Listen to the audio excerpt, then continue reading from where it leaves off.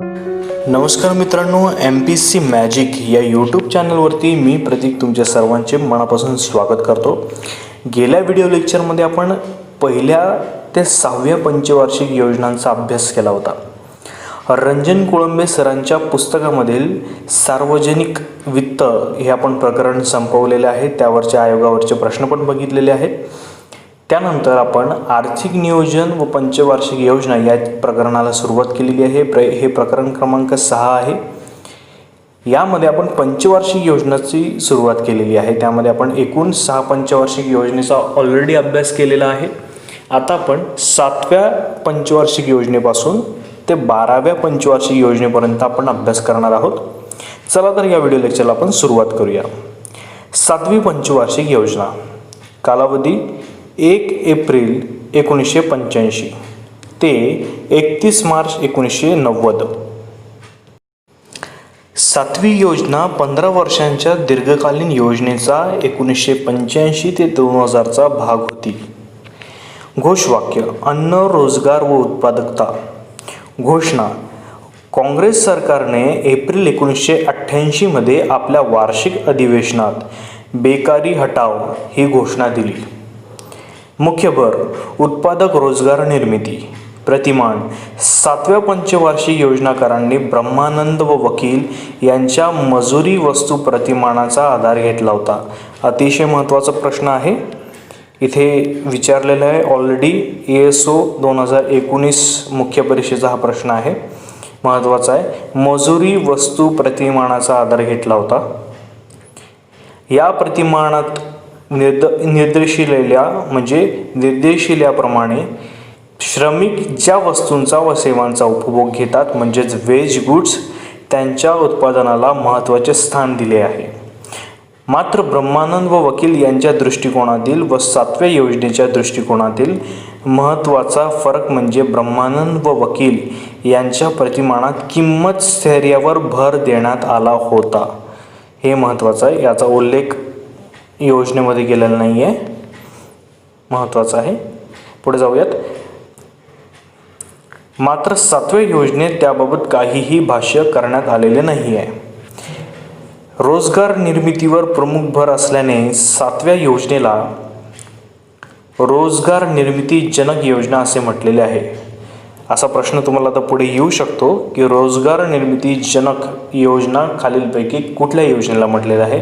7वी, 8वी, 9वी, 10वी किंवा रँडमली कुठलीही योजना येऊ शकतात ज्यामध्ये 7व्या योजनेचा समावेश असेल. ओके. योजना खर्च: प्रस्तावित खर्च होता 1,80,000 कोटी रुपये.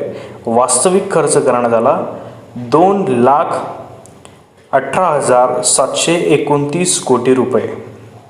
7व्या योजनेत विज्ञान व तंत्रज्ञानाच्या क्षेत्रात प्रायोगिक स्तरावर सूचक नियोजन प्रणालीचा अवलंब करण्यात आला.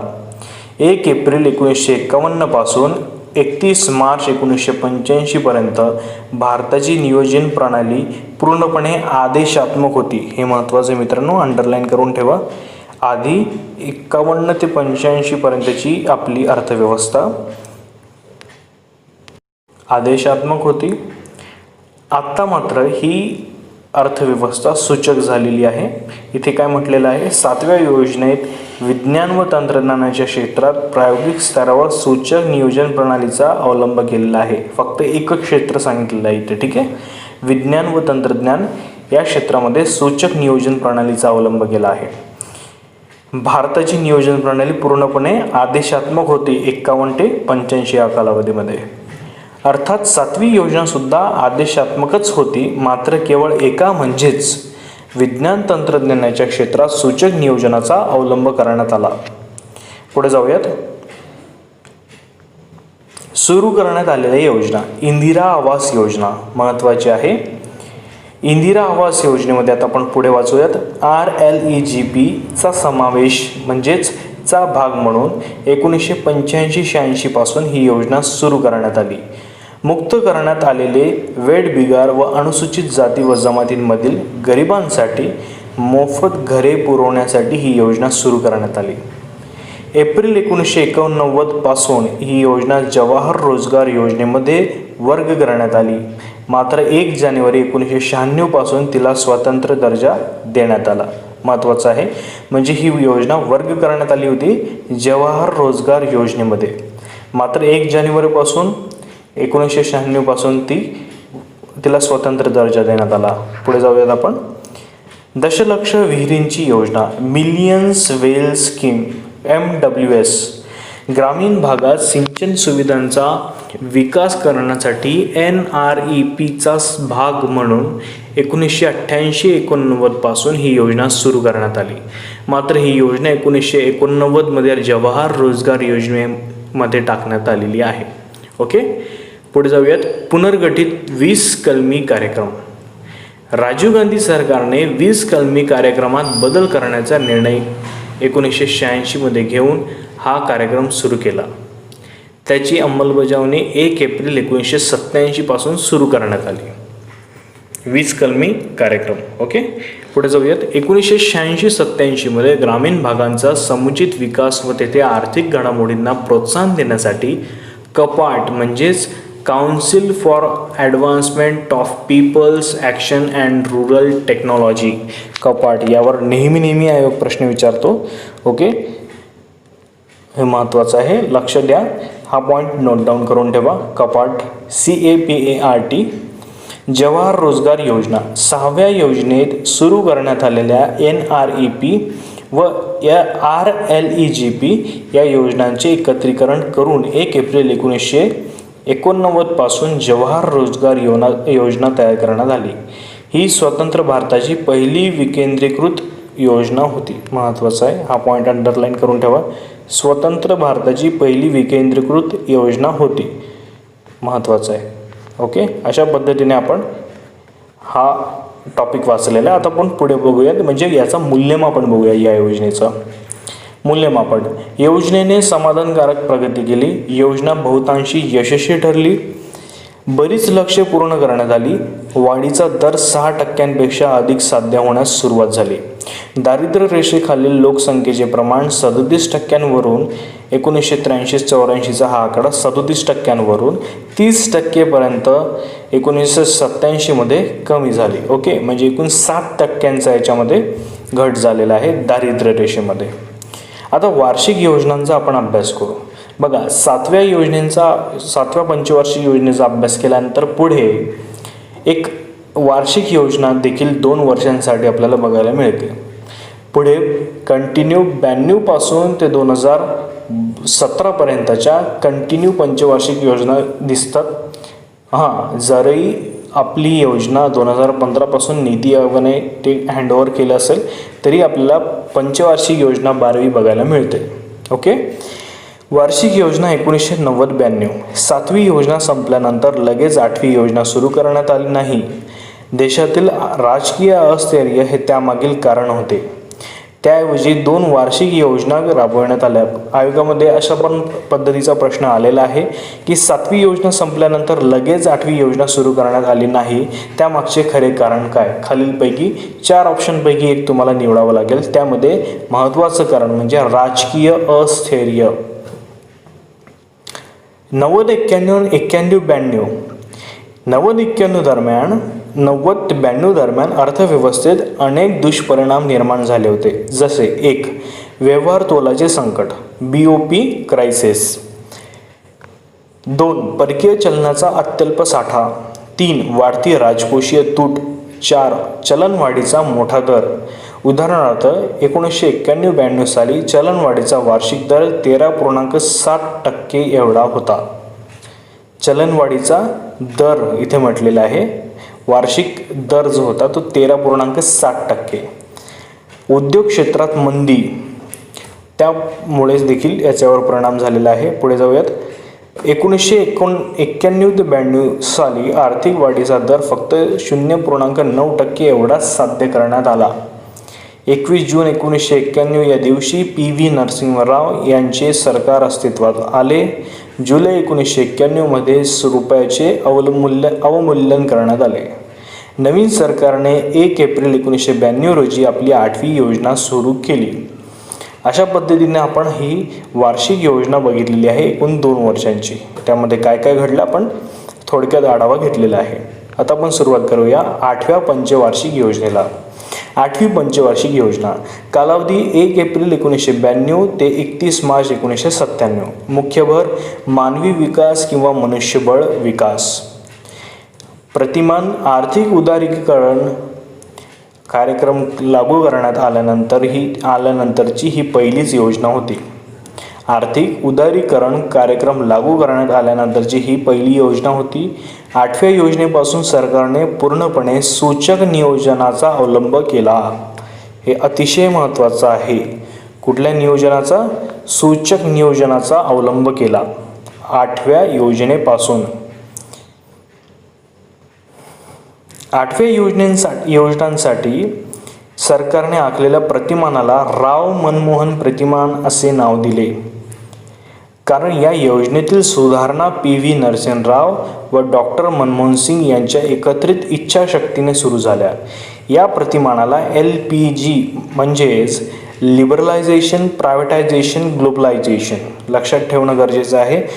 याच्यावर लॉंग फॉर्म पण विचारलेला आहे आयोगाने आणि याच्याबद्दल पण डिटेल्स विचारलेले आहे की LPG मॉडेल खालीपैकी कुठल्या पंचवार्षिक योजनेमध्ये लागू करण्यात आले होते किंवा यांचे प्रतिमान काय, 8व्या योजनेचं प्रतिमान काय, याच्यावर देखील प्रश्न आलेला आहे. आयोगाने सतत याच्यावर प्रश्न विचारलेले आहे. यालाच UKAJA प्रतिमान म्हणजे उदारीकरण, खाजगीकरण, जागतिकीकरण असेही देखील म्हटलेले आहे. हे प्रतिमान जॉन W मिलर प्रतिमानावर आधारित आहे. हे देखील खूप महत्त्वाचं आहे. आयोगाने यावर देखील प्रश्न विचारलेला आहे. जॉन मिलर तुम्ही जॉन W मिलर देखील लक्षात ठेवू शकता. जॉन W मिलर प्रतिमानावर आधारित असल्याचेही मांडण्यात येते. तसेच या प्रतिमानाला निर्यात प्रधान आर्थिक वृद्धीचे प्रतिमान म्हणजेच एक्सपोर्ट लीड ग्रोथ मॉडेल असं देखील म्हटलेलं आहे. हा देखील महत्त्वाचा पॉईंट आहे. मी ज्याही गोष्टी हायलाईट करून देणार आहे लेक्चरच्या दरम्यान त्या सगळ्या गोष्टी तुम्ही तुमच्या नोटडाऊनमध्ये नोट करा आणि तसेच याचा स्क्रीनशॉट देखील काढून ठेवा. यावर आयोगाने खरंच सतत प्रश्न विचारलेले आहेत. तुम्ही जर आपल्या प्रिव्हियस इयर क्वेश्चन पेपरचं म्हणजे मागील वर्षींच्या प्रश्नपत्रिकांचं नीट विश्लेषण जर केलं तर तुम्हाला हे लक्षात येईलच. ओके, पुढे जाऊयात. योजना खर्च, प्रस्तावित खर्च होता 4,34,120 कोटी रुपये. वास्तविक खर्च करण्यात आला 4,74,121 कोटी रुपये. ठीक आहे, याच्यामध्ये खर्च जास्त झालेला आहे. ओके, तुटीची अर्थव्यवस्था, तुटीचा अर्थसंकल्प आपण अभ्यासला आहे ते आपल्याला इथं बघायला मिळते. उद्दिष्टे, या शतकाच्या अखेरपर्यंत पूर्ण रोजगाराचे उद्दिष्ट गाठण्यासाठी पुरेशा रोजगारांच्या संधी निर्माण करणे. 2. लोकसंख्या वाढीचा वेग नियंत्रित करणे. इथे नियंत्रित करणे असं म्हटलेलं आहे. इथे कुठल्याच पद्धतीचा स्टॅटिस्टिकल डेटा यांनी दिलेला नाही आहे. ओके, 15 ते 35 वर्षे वयोगटातील सर्वांना प्राथमिक शिक्षण देऊन त्यांच्यातील निरक्षरतेचे संपूर्ण उच्चाटन करणे. उच्चाटन करणे म्हणजे निरक्षरांचं प्रमाण जवळजवळ संपवणे असा अर्थ होतो. ठीक आहे, यामध्ये कुठल्याही प्रकारची साक्षरतेची आकडेवारी दिलेली नाही आहे. सर्व खेड्यातील सर्व लोकांना स्वच्छ व पिण्याच्या पाण्याचा पुरवठा करणे. प्राथमिक आरोग्य सोयी सुविधा पुरवणे. त्यांना रोगराईपासून मुक्त करणे. हा एक जनरल मोटो आपल्याला दिसतो इथे. ठीक आहे, पुढे जाऊयात. कृषी क्षेत्राचा विकास व विविधीकरण करून अन्नधान्यांच्या बाबतीत देश स्वयंपूर्ण करणे व निर्मितीसाठी योग्य असा शेतमालाचा वाढावा निर्माण करणे. वाढावा म्हणजे काय की याचा प्रोडक्शन जास्त वाढावं म्हणून फोकस करणे, कृषी क्षेत्राचा विकास करणे. ठीक आहे, पुढे जाऊयात. ऊर्जा, वाहतूक, दळणवळण, सिंचन सोयी इत्यादी सोयी सुविधा वाढत्या प्रमाणात उपलब्ध करून देऊन भावी काळातील देशाच्या आर्थिक विकासाचा भक्कम पाया घालणे. वरील उद्दिष्टांवरून असे दिसून येते की 8व्या योजनेचे प्रमुख उद्दिष्ट व त्याचा मुख्य भर मानवी विकास यावर होता. सर्वात जास्त महत्त्वाचा आहे. मुख्य भर कशावर होता? मानवी विकासावर. Okay, human development. आपण ह्युमन डेव्हलपमेंट इंडेक्सचा देखील अभ्यास करणार आहोतच. HDI हा निर्देशांक देखील आहे. पुढे जाऊयात आपण. 7व्या योजनेपर्यंत उद्दिष्टातील सर्वसाधारणपणे पहिले कलम वार्षिक आर्थिक वाढीचा दर काय राहील हे असे होते. विशेष घटनाक्रम 8व्या पंचवार्षिक योजनेदरम्यानचा महत्त्वाचा घटनाक्रम पुढीलप्रमाणे. 1992 मध्ये पहिल्यांदा सार्वजनिक क्षेत्रातील उद्योगांमध्ये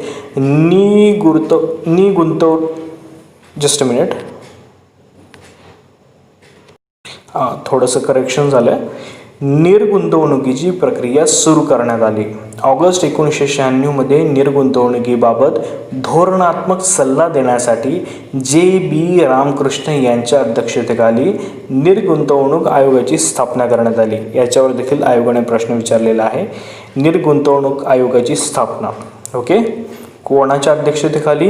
रामकृष्ण, जे.बी. रामकृष्ण. ओके 1992-93 मध्ये रुपया व्यापार खात्यावर आंशिक परिवर्तनीय, 1993-94 मध्ये व्यापार खात्यावर पूर्ण परिवर्तनीय आणि 94-95 मध्ये चालू खात्यावर पूर्ण परिवर्तनीय करण्यात आले. 1992 मध्ये सेबी म्हणजेच SEBI याच्याबद्दल देखील आपण माहिती बघूयात पुढे. या सेबीला संवैधानिक दर्जा देण्यात आला. 1992 मध्ये 73 व 74 या घटनादुरुस्तीने पंचायत राज व्यवस्थेस संवैधानिक दर्जा देण्यात आला. तुम्हाला माहिती आहे राज्यघटनेमध्ये 73वी घटनादुरुस्ती 74वी घटनादुरुस्ती 1992 या वर्षी करण्यात आली आणि 1993 पासून हे लागू झाली. 1993-94 मध्ये खाजगी क्षेत्रात पुन्हा बँका स्थापन करण्याची संमती देण्यात आली. 1996 मध्ये भारतात पहिल्यांदा डिपॉझिटरी प्रणालीची सुरुवात करण्यात आली. त्यानुसार NSDL व CDSL या 2 डिपॉझिटरींची स्थापना करण्यात आली. 1 एप्रिल 1996 रोजी NSDLच्या माध्यमातून भारतात पेपरलेस ट्रेडिंगची सुरुवात करण्यात आली. हे देखील महत्त्वाचं आहे. पेपरलेस ट्रेडिंग ओके पेपर विरहित. सुरू करण्यात आलेल्या योजना. राष्ट्रीय महिला कोष. 1992-93 मध्ये राष्ट्रीय महिला कोष स्थापन करण्यात आला. त्याचा मुख्य उद्देश असंघटित क्षेत्रातील निर्धन महिलांच्या वित्तीय गरजा पूर्ण करणे. महिला व बाल विकास राज्यमंत्री या कोषाचे पदसिद्ध अध्यक्ष असतात. ओके पुढे जाऊयात. 2 ऑक्टोबर 1993 रोजी 3 योजना सुरू करण्यात आल्या. आश्वासित रोजगार योजना म्हणजेच एम्प्लॉयमेंट ॲश्युरन्स स्कीम EAS, पंतप्रधानांची रोजगार योजना, प्राईम मिनिस्टर रोजगार योजना, महिला समृद्धी योजना MSY. ग्रामीण महिलांमध्ये बचतीची प्रवृत्ती वाढीस लागणे हे तिचे उद्दिष्ट आहे. 23 डिसेंबर 1993 रोजी खासदार स्थानिक क्षेत्र विकास योजना म्हणजेच member of parliament local area development scheme MPLADS ही योजना सुरू करण्यात आली. 15 ऑगस्ट 1995 रोजी 3 योजना सुरू करण्यात आल्या. त्यामध्ये पहिली राष्ट्रीय सामाजिक सहाय्य योजना नॅशनल सोशल असिस्टन्स प्रोग्राम. 2 मध्यान्ह आहार योजना मिड डे मील स्कीम. महत्त्वाचं आहे मित्रांनो हे. प्राथमिक शिक्षणाचे सार्वत्रिकीकरण व प्राथमिक शाळांमधील मुलांच्या पोषणाचा दर्जा सुधारणे हे या योजनेचे उद्दिष्ट आहे. आणि 3 इंदिरा महिला योजना IMY. हे तीनही देखील महत्त्वाचे आहेत. संगम योजना 15 ऑगस्ट 1996 रोजी सुरू करण्यात आलेल्या या योजनेअंतर्गत ग्रामीण भागातील अपंग व्यक्तींचे गट तयार करून या गटांना 15,000 रुपयांची वित्तीय सहाय्यता दिली जाते. या गटांना संगम गट असे म्हणतात. 1 फेब्रुवारी 1997 रोजी गंगा कल्याण योजना सुरू करण्यात आली. शेतकऱ्यांना भूपृष्ठजल व भूजलाचा विकास करण्यासाठी वित्तीय मदत करण्याबाबतची ही योजना होती. मूल्यमापन. योजना जवळजवळ सर्व क्षेत्रात यशस्वी झाली. 5.6% एवढे लक्ष असलेला वाढीचा दर जो होता तो 6.68% इतका साध्य झाला. म्हणजे जवळजवळ 1% याच्यामध्ये वृद्धी झालेली आहे. कृषी व संलग्न क्षेत्रात वार्षिक सरासरी वृद्धीचा दर 3.9% इतका साध्य करण्यात आला. लक्ष्य 3.5% होतं, 3.9% साध्य करण्यात आला. उद्योग क्षेत्रात वार्षिक सरासरी वाढीचा दर 8.0% इतका होता. लक्ष्य 7.5% होतं. 8.0% एवढा साध्य झाला, म्हणजे 8% साध्य झाला. 0.5% इतका इथे वाढलेला आहे. सेवा क्षेत्रात वार्षिक सरासरी वाढीचा दर 7.9% इतका साध्य झाला. लक्ष्य होतं 6.0% म्हणजे 6%, म्हणजे जवळजवळ 1.9% इथे वाढ आहे.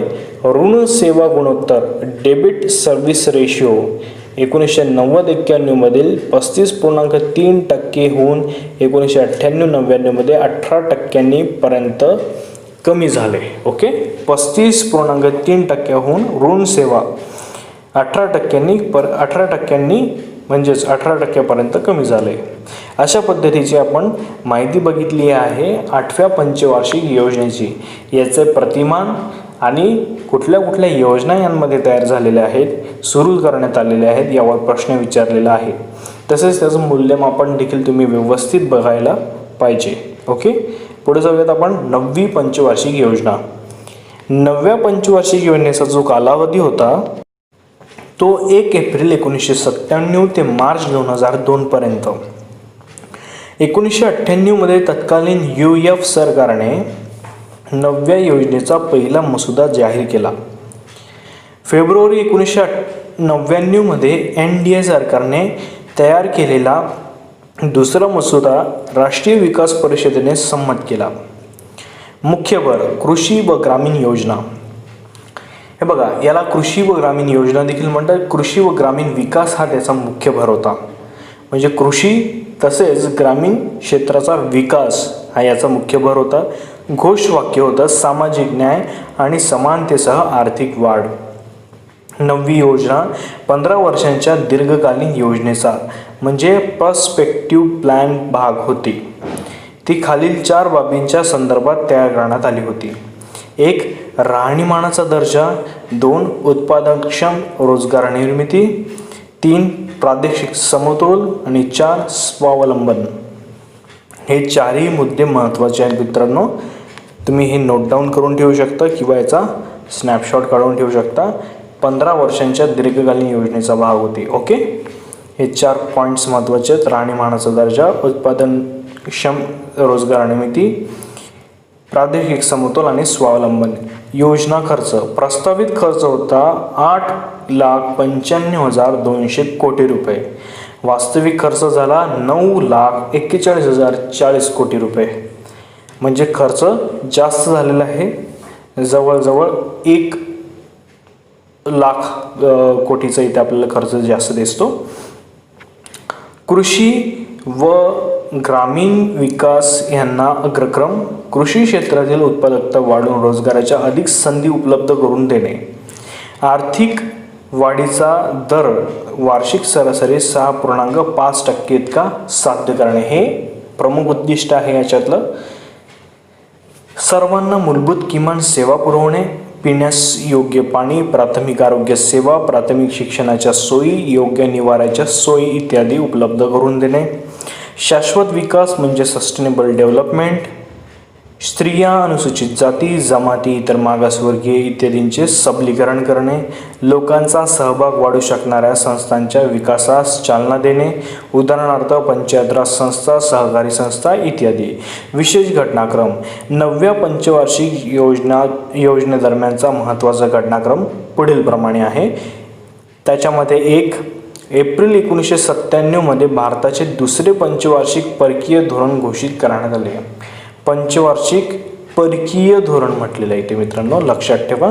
1998 मध्ये स्वातंत्र्यानंतरची सर्वात महत्त्वाकांक्षी योजना राष्ट्रीय महामार्ग विकास कार्यक्रम महत्त्वाचा आहे. NSDP म्हणजेच नॅशनल हायवे डेव्हलपमेंट प्रोग्राम हा ते घेण्यात आला. 1997 मध्ये हे देखील महत्त्वाचं आहे.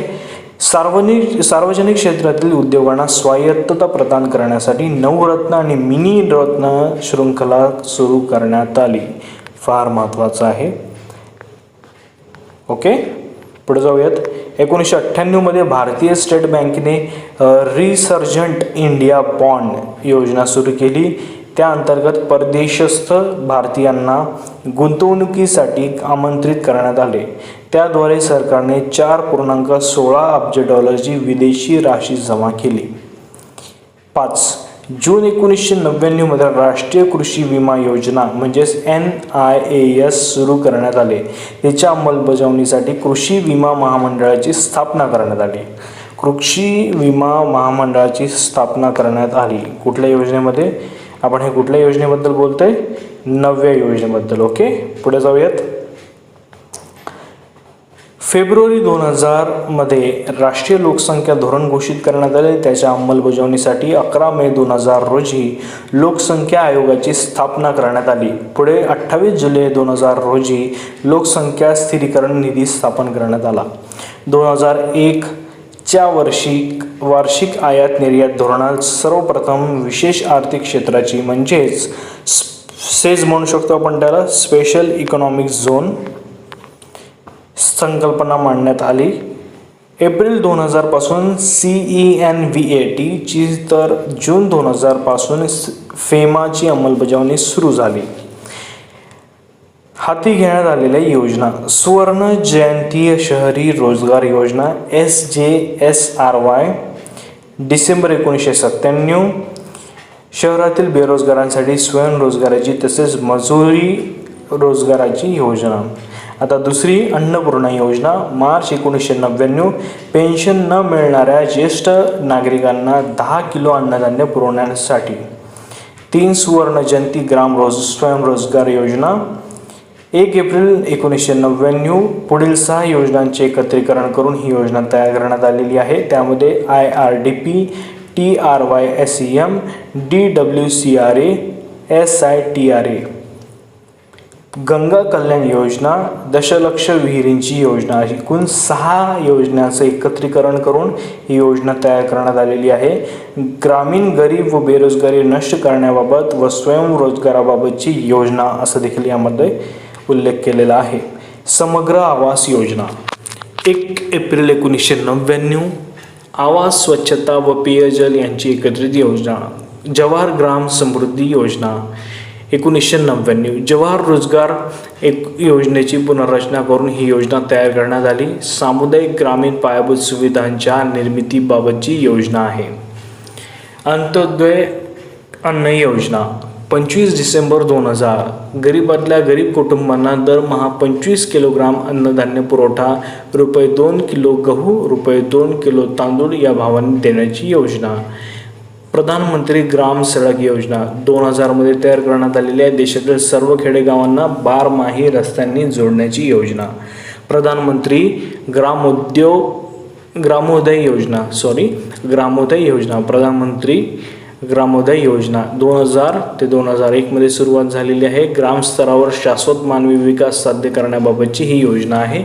या योजनेअंतर्गत पुढील बाबींचा समावेश होतो. त्यामध्ये प्राथमिक आरोग्य, प्राथमिक शिक्षण, ग्रामीण गृहनिर्माण, ग्रामीण पेयजल, पोषण, ग्रामीण विद्युतीकरण. संपूर्ण ग्रामीण रोजगार योजना 25 सप्टेंबर 2001. आश्वासित रोजगार योजना व जवाहर ग्राम समृद्धी योजना यांचे एकत्रीकरण करून ही योजना तयार करण्यात आलेली आहे. वाल्मिकी आंबेडकर आवास योजना 2001. शहरी झोपडपट्टीतील लोकांसाठी गृहनिर्माण योजना. सर्व शिक्षा अभियान महत्त्वाचं आहे मित्रांनो. हे सर्व शिक्षा अभियान देखील या योजनेच्या अंतर्गत सुरू करण्यात आलेले आहे. 2001 मध्ये शिक्षण न घेणाऱ्या मुलांची संख्या कमी करण्याबाबतची योजना. मूल्यमापन वाढीच्या दराचे लक्ष्य पूर्ण होऊ शकले नाही. 9व्या योजनेचे वाढीचे लक्ष्य 6.5% वार्षिक सरासरी एवढे होते, मात्र ते फक्त 5.52% एवढे साध्य झाले. 8व्या व 9व्या योजनेतील वार्षिक सरासरी वाढीच्या दरांची तुलना पुढील प्रमाणे. कृषी क्षेत्रात 8व्या आणि 9व्या मध्ये ते डिस्टिंग्विश केलेलं आहे. कृषी क्षेत्र 4.69%, 9व्या योजनेमध्ये 2.44%. ओके, याच्यामध्ये काय दिलेलं आहे? सरासरी वाढीचा दर. उद्योग क्षेत्र 7.58%, 9व्यामध्ये 4.29%. सेवा क्षेत्र 7.54%, 8व्यामध्ये, 9व्यामध्ये 7.87%. फक्त सेवा क्षेत्रामध्ये वृद्धी झालेली दिसते, आपल्याला वाढ झालेली दिसते. आणि एकूण 6.8% इतका वाढीचा दर होता 8व्यामध्ये, 9व्यामध्ये 5.52.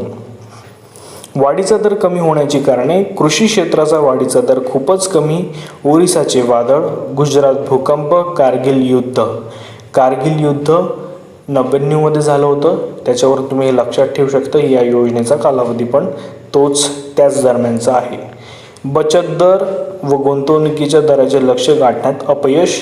बचत दर लक्ष्य 26.3चं होतं, प्रत्यक्षात साध्य 23.3. गुंतवणूक दर 28.3चा होता, प्रत्यक्ष साध्य 24.2. हे GDPच्या रेशोमध्ये दाखवलेले आहे आपल्याला. योजनेचा आकार: सार्वजनिक क्षेत्रातील खर्चाचे प्रमाण 18%नी कमी झाला. योजनेचा आकार सार्वजनिक क्षेत्रातील खर्चाचे प्रमाण 18%नी कमी झाला. हे देखील महत्त्वाचा पॉईंट आहे. ओके, अशा पद्धतीने आपण अभ्यास केलेला आहे 9व्या पंचवार्षिक योजनेचा. आता आपण सुरुवात करूया 10व्या पंचवार्षिक योजनेला. 10व्या पंचवार्षिक योजनेचा कालावधी 1 एप्रिल 2002 ते 31 मार्च 2007 एवढा होता, म्हणजे 5 वर्षांचा कालावधी. 10व्या योजनेची लक्ष्य: GDPच्या वाढीच्या दराचे लक्ष्य प्रतिवर्ष 8% इतके होते. प्रतिवर्ष म्हटलेलं आहे ते, प्रत्येक वर्षाला, प्रत्येक वर्षगणित 8% म्हटलेलं आहे. दारिद्र्य रेषेखालील लोकसंख्येचे प्रमाण 2007 पर्यंत 21% आणि 2012 पर्यंत 11% कमी करणे. 2001 ते 2011 या दशकातील लोकसंख्येच्या वाढीचा दर 16.2%नी कमी करणे. साक्षरतेचे प्रमाण 2007-2012 हे 2 वर्ष ठरवण्यात आलेले आहे. 2007 पर्यंत 75%, 2012 पर्यंत 80%. बालमृत्यू प्रमाण IMR 2007 पर्यंत 45 पर्यंत तर 2012 पर्यंत 28 पर्यंत. माता मृत्यू प्रमाण MMR 2007 पर्यंत दर 1000 जिवंत जन्मामागे 2 तर 2012 पर्यंत दर 1000 जिवंत जन्मामागे 1 पर्यंत कमी करणे.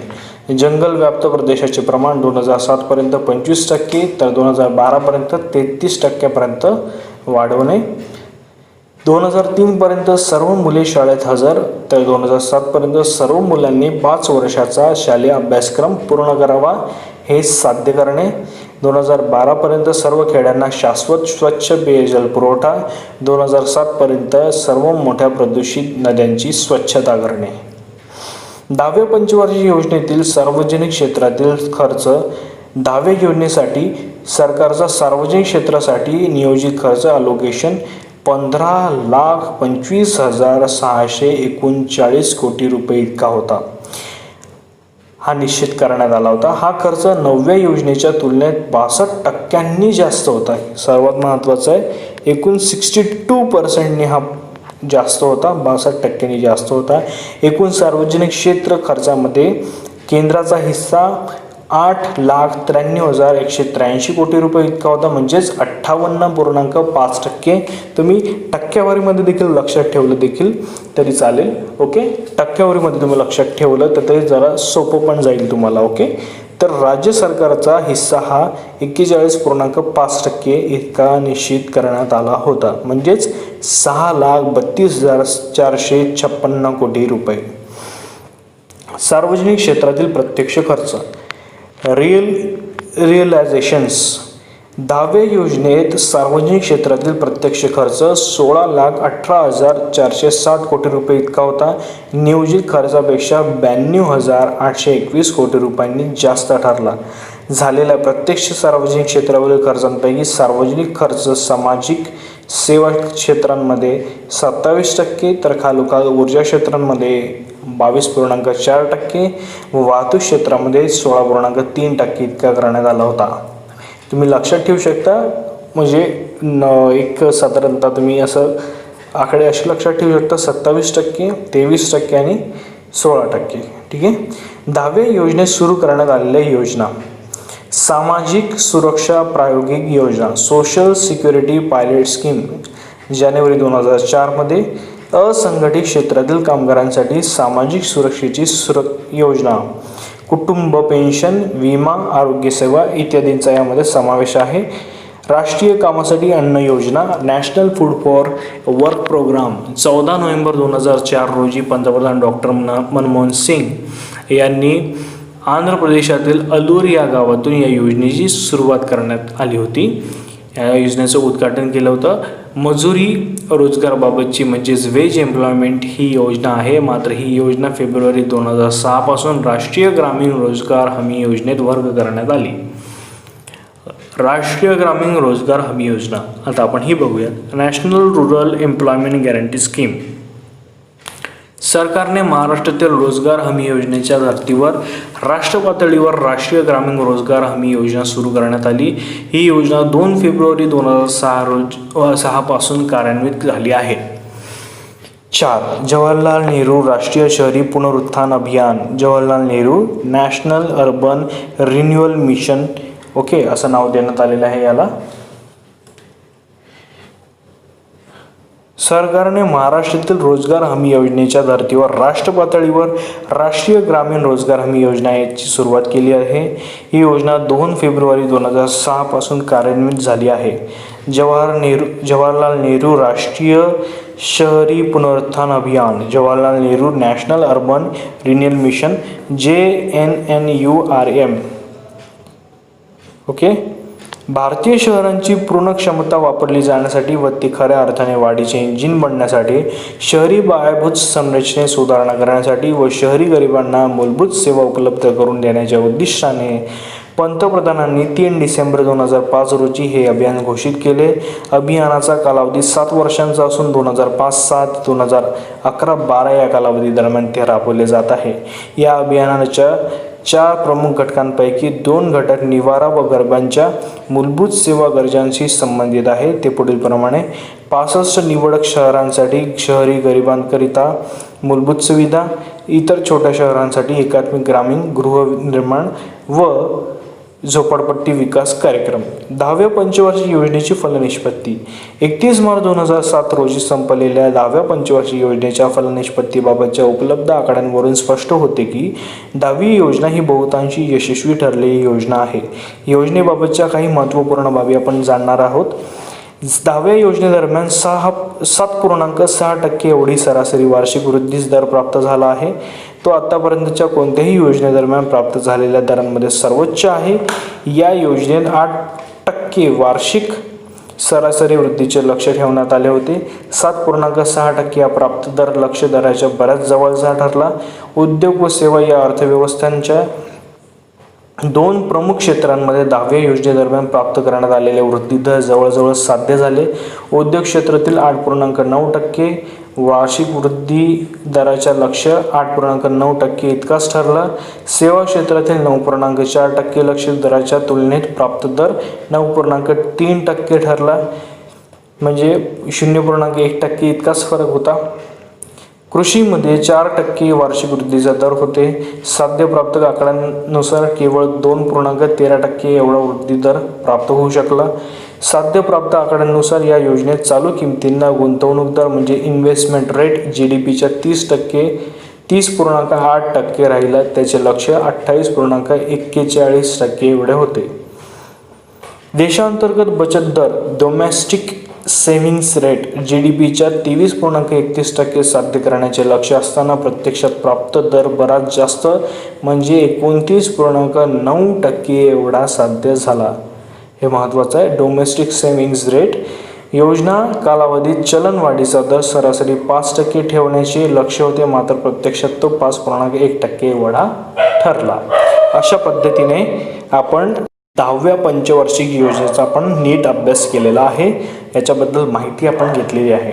आता आपण सुरुवात करणार आहोत 11व्या पंचवार्षिक योजनेला. 11वी पंचवार्षिक योजना ओके. कालावधी 1 एप्रिल 2007 ते 31 मार्च 2012. 11व्या योजनेला मंजुरी 17 ऑक्टोबर 2006 रोजी पंतप्रधान डॉक्टर मनमोहन सिंग यांच्या अध्यक्षतेखाली झालेल्या योजना आयोगाच्या पूर्ण बैठकीमध्ये 11व्या पंचवार्षिक योजनेच्या दृष्टिकोनपत्रास म्हणजेच अप्रोच पेपर स्वीकृती प्रदान करण्यात आली. नियोजन मंडळाने 9 नोव्हेंबर 2007 रोजी 11व्या योजनेच्या मसुद्याला मंजुरी दिली, तर कॅबिनेटने तिला 30 नोव्हेंबर 2007 रोजी संमती दिली. ओके. 19 डिसेंबर 2007 रोजी राष्ट्रीय विकास परिषदेने म्हणजे NDCने आपल्या 54व्या सभेमध्ये 11व्या योजनेला अंतिम मंजुरी दिली. हा प्रश्न आलेला आहे. आयोगाने हा प्रश्न विचारलेला आहे. कितव्या सभेमध्ये? 54व्या सभेमध्ये. 11व्या योजनेची उद्दिष्टे. 11व्या योजनेत संपूर्ण देशासाठी GDPच्या वाढीचे वार्षिक सरासरी 9% लक्ष ठेवण्यात आले होते. असे झाल्यास दरडोई GDP प्राप्ती प्रतिवर्ष सुमारे 7.6% वाढेल व सुमारे 10 वर्षात दुप्पट होईल. मात्र केवळ उच्च वाढीची दर साध्य करणे एवढेच योजनेचे लक्ष नसून ही वाढ समावेशी म्हणजे इन्क्लुझिव्ह ग्रोथ असावी अशी अपेक्षा करण्यात आली होती. समावेशी वृद्धी म्हणजे सर्वांना सामावून घेणारी वृद्धी होय. म्हणजेच दारिद्र्य रेषेखालील लोकांच्या, विशेषतः अनुसूचित जाती, जमाती, इतर मागासवर्गीय व अल्पसंख्याक यांच्या जीवनाच्या गुणवत्तेत मोठी सुधारणा होण्याच्या दृष्टीने आर्थिक वाढ त्यांच्यापर्यंत झिरपत जाणे होय. 11व्या योजनेची दृष्टी. Vision of the 11th plan. 11व्या योजनेच्या व्यापक दृष्टिकोनामध्ये अनेक परस्पर संबंधित घटकांचा समावेश करण्यात आला. यामध्ये 1. वेगवान वृद्धी ज्यामुळे दारिद्र्य कमी होऊन रोजगारांच्या संधीची निर्मिती होणे. 2. आरोग्य व शिक्षणासारख्या अत्यावश्यक सेवांची उपलब्धता विशेषतः गरिबांसाठी. 3. शिक्षण व कौशल्य विकासाच्या माध्यमातून सबलीकरण. 4. राष्ट्रीय ग्रामीण रोजगार हमी योजनेच्या माध्यमातून रोजगारांच्या संधीचा विस्तार. 5. पर्यावरणीय शाश्वता. 6. लिंगविषयक असमानतेत घट. 7. शासन प्रणालीमध्ये सुधारणा इत्यादी. अशा पद्धतीने याच्यात टार्गेट ठेवण्यात आलं होतं. 11व्या योजनेच्या स्थूल अर्थशास्त्रीय बाजू म्हणजेच macro economic dimensions of the 11th plan. हे सुरू करण्याआधी आपण हा चार्ट थोडक्यात बघूया. 11व्या योजनेचे आर्थिक सूचक. GDPचा वृद्धी दर कृषी, उद्योग, सेवा अशा 3 क्षेत्रांचा दाखवलेला आहे. 10व्या आणि 11व्यामध्ये कंपॅरिझन केलेलं आहे. कृषीमध्ये GDPचा वृद्धी दर पहिले दाखवलेला आहे 7.8. तो अपेक्षित ठेवलेला आहे. 11वीमध्ये 9.0 ठेवलेला आहे. कृषीचा 2.13 तर 11मध्ये 4% मिळवण्यात आलेला आहे. उद्योग 8.90, 10.11. सेवा 9.3, 9.11. गुंतवणूक दर GDPचा इथे दाखवलेला आहे सार्वजनिक खाजगी क्षेत्राचा.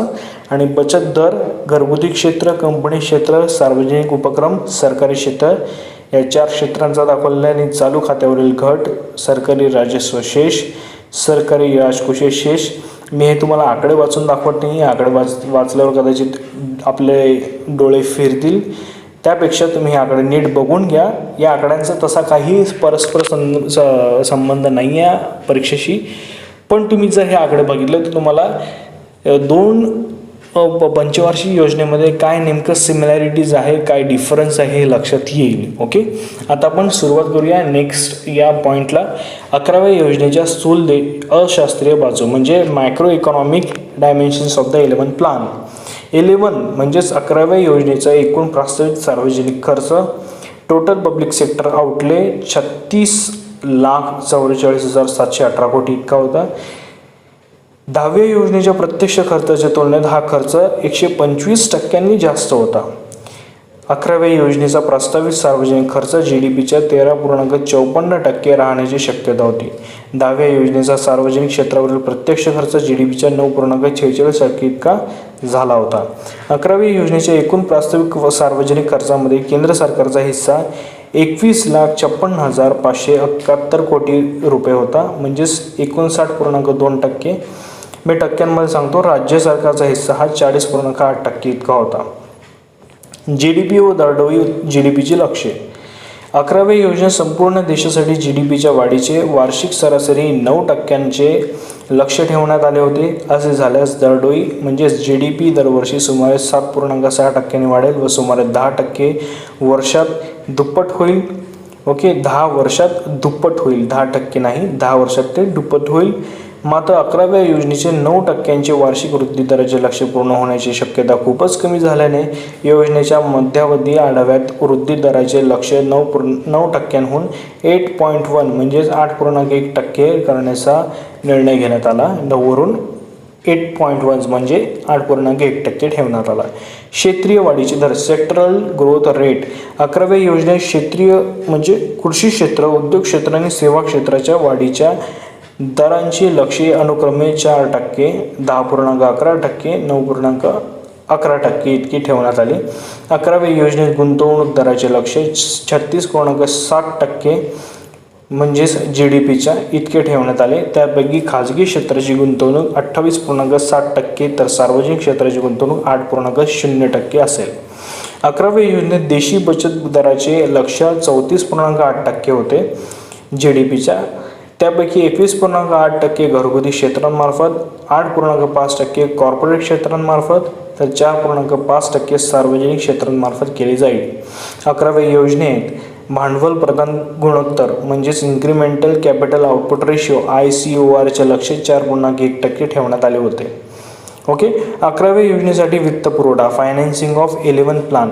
11व्या योजनेचा एकूण प्रस्तावित सार्वजनिक क्षेत्र खर्च करेक्शन आहे इथे, बोलताना करेक्शन झालं. Proposed total public sector outlay असं म्हणतात. 11व्या योजनेचा एकूण प्रस्तावित सार्वजनिक क्षेत्राचा खर्च 36,44,718 कोटी होता रुपये इतका होता. त्यामध्ये केंद्र सरकारचा वाटा दाखवलेला आहे आपल्याला, तो आधी आपण वाचलेला आहे. ओके, आणि राज्य सरकारचा देखील वाटा तोच आहे. 11व्या योजनेला केंद्र सरकारची स्थूल अर्थसंकल्पीय मदत म्हणजे ग्रॉस बजेटरी सपोर्ट असं म्हटलेलं आहे. तो आधीचा खर्च दाखवलेला आहे केंद्र सरकारचा 14,21,711 कोटी. यांपैकी 74.6% रक्कम अग्रक्रम क्षेत्रासाठी तर 25.33% रक्कम बिगर अग्रक्रम क्षेत्रासाठी वापरली जाईल. या रकमेपैकी 10,96,860 कोटी रुपये केंद्र योजनेसाठी खर्च केले जातील. निव्वळ अर्थसंकल्पीय मदत म्हटलेली आपण याला. आणि 3,24,851 कोटी रुपये राज्य व केंद्रशासित प्रदेशांच्या योजनांसाठी मदत म्हणून दिले जातील. 11व्या योजनेचे एक प्रमुख वैशिष्ट्य म्हणजे योजनेसाठी कर्ज उभारणीवरील कमी अवलंबित्व होय. एकूण योजना खर्चांपैकी केंद्र अधिक राज्य 38.9% कर्ज उभारणीतून भागविला जाईल. 10व्या योजनेत हे प्रमाण 73.9% इतके होते. 32.6% खर्च सार्वजनिक क्षेत्रातील उद्योगांच्या संसाधनांपासून म्हणजे resources of PSUs public sector units व उर्वरित 28.5% खर्च चालू महसुलातून म्हणजेच बॅलन्स फ्रॉम करंट रिव्हेन्यूज भागविला जाईल. संसाधनांची क्षेत्रीय विभागणी सेक्टोरल अलोकेशन ऑफ रिसोर्सेस क्षेत्रीय, आपण याला सेक्टरल देखील म्हणू शकतो. हे लेक्चर मोठं होत आहे मला मान्य आहे, पण आपण याच एका स्ट्रोकमध्ये आपण हे लेक्चर्स जे याच्यामध्ये एकूण 7व्या पंचवार्षिक योजनेपासून 12 पंचवार्षिक आपण योजना कव्हर करत आहोत. म्हणून थोडंसं हे लेंदी लेक्चर होत आहे मला मान्य आहे, पण थोडासा वेळ तुम्ही थांबा. कदाचित मला असं वाटते की कदाचित एक 5 ते 10 मिनिटामध्ये हे लेक्चर संपून जाईल. ओके, पुढे जाऊयात आपण. संसाधनांची क्षेत्रीय विभागणी सेक्टोरल अलोकेशन ऑफ रिसोर्सेस, याला सेक्टोरल असं म्हटलेलं आहे. ते 10व्या योजनेत सार्वजनिक क्षेत्रावरील प्रत्यक्ष खर्च 16,18,460 कोटी रुपये इतका झाला. 11व्या योजनेत नियोजित खर्च 36,44,718 कोटी रुपये आहे म्हणजे 125.2% वाढ. 10व्या व 11व्या योजनांमधील सार्वजनिक क्षेत्रावरील खर्चाच्या क्षेत्रीय विभागणीची तुलना केल्यास पुढील महत्त्वाच्या बाबी स्पष्ट होतात. 10व्या योजनेत कृषी जलसिंचन संबंधित क्षेत्रावर म्हणजेच 20.2% खर्च करण्यात आला। मात्र 11व्या योजनेत हे प्रमाण 18.5% एवढे कमी करण्यात आले। संचार क्षेत्रावरील खर्च 10व्या योजनेतील 5.1%हून कमी करून 11व्या योजनेमध्ये केवळ 2.6% करण्यात आला आहे। वाहतूक क्षेत्रावरील खर्च 6.3% वरून 15.7% इतका करण्यात आलेला आहे। ओके, झालेला आहे, कमी झालेला आहे। ओके, वाहतूकशी संबंधित बाब सांगितलेले आहे 16.3% वरून 15.7% कमी झालेला आहे। मात्र सामाजिक सेवांवरील खर्च 27% वरून 10वी योजना म्हणजेच 30.3% 11वी योजना इतका वाढवण्यात आला आहे। ऊर्जा क्षेत्रावरील खर्च 22.4%हून 23.4% पर्यंत वाढवण्यात आला आहे। सामाजिक सेवांवरील खर्च 11व्या योजनेत सर्वाधिक म्हणजे 11,02,327 कोटी रुपये जो खर्च केलेला आहे हा खर्च सामाजिक सेवांवर करण्याची तरतूद होती। तो एकूण खर्चांपैकी 30.3% असेल।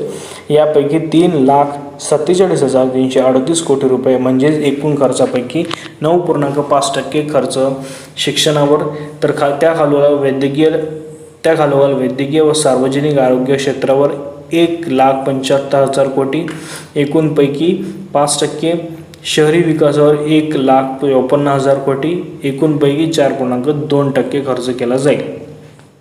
ठीक आहे, आता आपण पुढे जाऊया। वीज विकास 11व्या योजनेत 92,577 मेगावॅट इतकी विजेची वाढीव व प्रस्थापित क्षमता निर्माण करण्याचे लक्ष्य ठेवण्यात आली होती।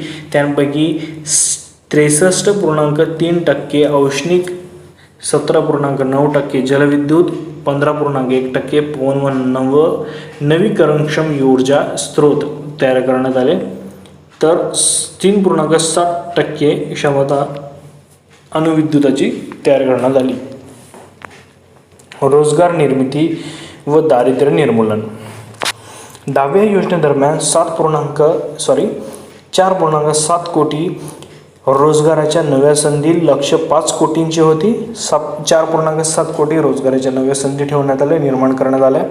11व्या योजनेदरम्यान 5.8 कोटी रोजगाराच्या नव्या संधी निर्माण करण्याचे लक्ष्य ठेवण्यात आले। त्यापैकी 2.4 उद्योग क्षेत्रात, 3.4 सेवा क्षेत्रात निर्माण करण्यात आले। ओके, निर्माण केल्या जातील म्हटलेले। ओके, 11व्या योजनेत दारिद्र्याचे प्रमाण 10% कमी करण्याचे लक्ष्य ठेवण्यात आले। व्यवहार तोल बॅलन्स ऑफ पेमेंट्स 11व्या योजनेत निर्यातीतील वाढीच्या म्हणजे वार्षिक वाढीच्या दराचे 20% लक्ष्य USA डॉलर संदर्भात ठेवण्यात आले। त्यामुळे GDPच्या तुलनेत निर्यातीचे प्रमाण 2006-2007 मधील 13.95%हून 2011-12 मध्ये 22.5% पर्यंत वाढेल। 11व्या योजनेत आयातीच्या वार्षिक वाढीचा दर 23% राहण्याची शक्यता आहे। त्यामुळे GDPच्या तुलनेत आयातीचे प्रमाण 2006-07 मधील 21%हून 2011-12 मध्ये 38.5% पर्यंत वाढेल। ही या चार्टमध्ये जी इन्फॉर्मेशन दिलेली आहे ती 10व्या, 11व्या आणि 12व्या योजनेच्या खर्चाचे क्षेत्रीय वितरण दिलेलं आहे। हे क्षेत्रीय वितरण देखील तुम्हाला नीट बघून ठेवणं गरजेचं आहे। यावर देखील प्रश्न विचारलेला आहे आयोगाने, पण जास्त करून कृषी क्षेत्रावर यांनी फोकस केलेला आहे। ओके, ऊर्जा क्षेत्रावर जास्त फोकस केलेला आहे। मी इथे नोट डाऊन करून देतो तुम्हाला। कृषी क्षेत्र, ऊर्जा क्षेत्र, उद्योग, वाहतूक, विज्ञान तंत्रज्ञान आणि सामाजिक सेवा याच्यावर जास्त फोकस केलेला आहे आयोगाने। पण हा चार्ट VIMP आहे, इम्पॉर्टंट आहे, खूप महत्त्वाचा आहे। हा चार्ट तुम्ही व्यवस्थित बघून जा। ओके, यामध्ये 10व्या योजनेचा, 11व्या योजनेचा आणि 12व्या योजनेचा खर्च दिलेला आहे। साध्य खर्च किती होता, ओके, लक्ष्य कितीचा होता, साध्य किती झालं इथे दिलेलं आहे। पुढे जाऊयात आपण। नेक्स्ट योजनाचा आता आपण अभ्यास करणार आहोत। 12वी पंचवार्षिक योजना कालावधी 12वी पंचवार्षिक योजना 1 एप्रिल 2012 पासून 31 मार्च 2017 पर्यंत राबवण्यात आली। 12व्या योजनेच्या दृष्टिकोन पत्राचा म्हणजेच अप्रोच पेपर नियोजन मंडळाने 20 ऑगस्ट 2011 रोजी झालेल्या आपल्या पूर्ण बैठकीत स्वीकार केला, तर 15 सप्टेंबर 2011 रोजी केंद्रीय मंत्रिमंडळाने त्यास संमती प्रदान केली। 12व्या योजनेच्या दृष्टिकोनपत्राचे शीर्षक जलद, शाश्वत आणि आर्थिक समावेशिक वृत्ती म्हणजेच faster, sustainable and more inclusive growth हे महत्त्वाचं आहे, पेपरमध्ये विचारलेलं आहे आयोगाने. या दृष्टिकोनपत्राने 12व्या योजनेसाठी 9% वार्षिक वृद्धीच्या लक्ष्याचा प्रस्ताव मांडण्यात आला होता. 5 सप्टेंबर 2012 रोजी नियोजन मंडळाने 12व्या योजनेच्या मसुद्याला मान्यता दिली, तर राष्ट्रीय विकास परिषदेने 27 डिसेंबर 2012 रोजी आपल्या 57व्या बैठकीत त्यास मान्यता दिली. बैठक क्रमांक 57 याच्यावर देखील प्रश्न येतो, विचारलेला आहे.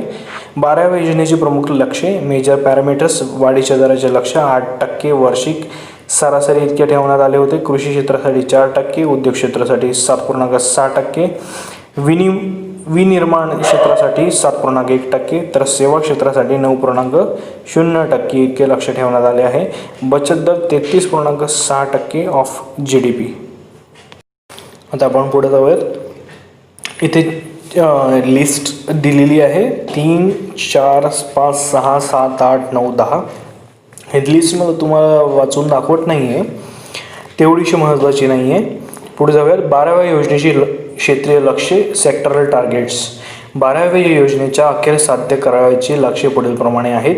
दारिद्र्याचे प्रमाण 10% कमी करणे, गैर कृषी क्षेत्रात 50 दशलक्ष नवीन रोजगाराच्या संधी निर्माण करणे, तसेच तेवढ्याच व्यक्तींना कौशल्य प्रमाणपत्र उपलब्ध करून देणे, सरासरी शालेय वर्षे 7 वर्षापर्यंत वाढविणे, शालेय पटनोंदणीमधील लिंग व सामाजिक तफावत दूर करणे, 1000 जिवंत जन्मामागे अर्भक मृत्यूदर AIMR 25% आणि माता मृत्यूदर 1% कमी करणे, बाल लिंग गुणोत्तर 950 पर्यंत वाढविणे, एकूण जनन दर 2.1 पर्यंत कमी करणे. पंचवार्षिक योजनेची संबंधित ही महत्त्वाची माहिती दिलेली आहे. या माहितीची आपण दखल घेऊ शकता, कारण याच्यावर प्रश्न आलेले आहेत.